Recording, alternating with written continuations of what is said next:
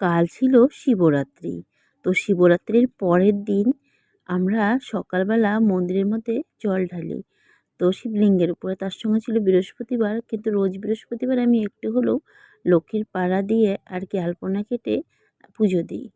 তো যেহেতু আজকে ছিল একটু স্পেশাল দিন, তার সঙ্গে এই শিবলিঙ্গর মধ্যে জল ঢালার একটি পর্ব। তো তার সঙ্গে ছিল আকন্দ ফুলের মালা আর ধুতরা ফুল। আর আমাদের বাড়িতে তো প্রচুর ফুল হয়, তোর কোনো ফুলেরই অভাব হয় না।